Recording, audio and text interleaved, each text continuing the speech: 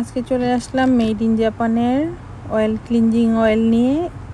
তো আজকে আমরা দেখব এই ক্লিনজিং অয়েলের মধ্যে কি কি উপাদান রয়েছে সেটি জানার চেষ্টা করব।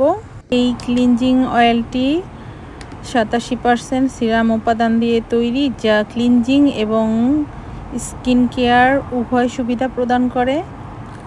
এটি ছিদ্রের গভীর থেকে মেকআপ এবং ময়লা অপসারণের জন্য ডিজাইন করা হয়েছে, যার লক্ষ্য হলো একটি পরিষ্কার ছিদ্রহীন ত্বকের জন্য।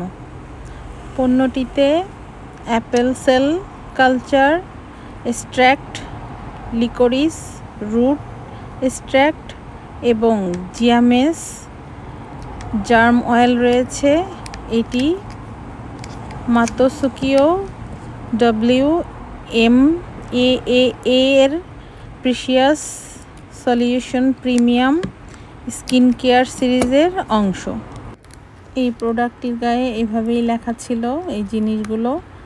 তো জানতে পারলাম এটার মধ্যে কি কি উপাদান আছে, কিন্তু জিনিসটা আমাদের জন্য কঠিন হলেও এটা অবশ্যই খুব ভালো একটা মানের প্রোডাক্ট।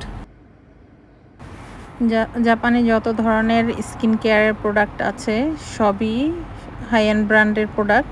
মাতসুকিও ব্র্যান্ডের প্রোডাক্টগুলো আসলেই অনেক ভালো। এর আগেও আমি অনেকগুলো প্রোডাক্ট ইউজ করেছি, যেগুলো ক্রিম, সিরাম, তারপরে বুস্টার, ক্লিনজিং অয়েল সবই ইউজ করেছি। এটা আবার নতুন সংযোজন, ওদের নতুন আসছে।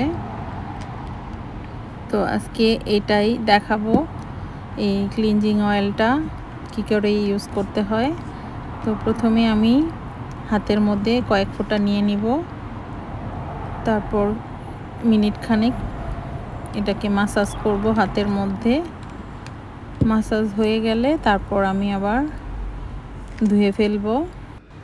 এই অয়েলটাই হচ্ছে ডাবল ক্লিনজিং।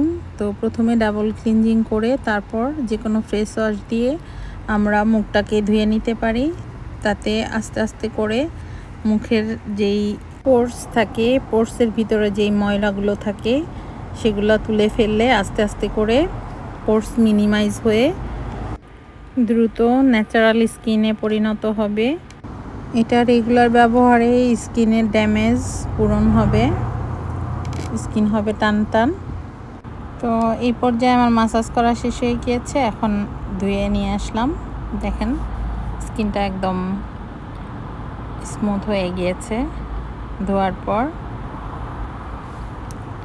এই তো এটাই ছিল ক্লিনজিং অয়েল বা ডাবল ক্লিনজিংও বলতে পারেন।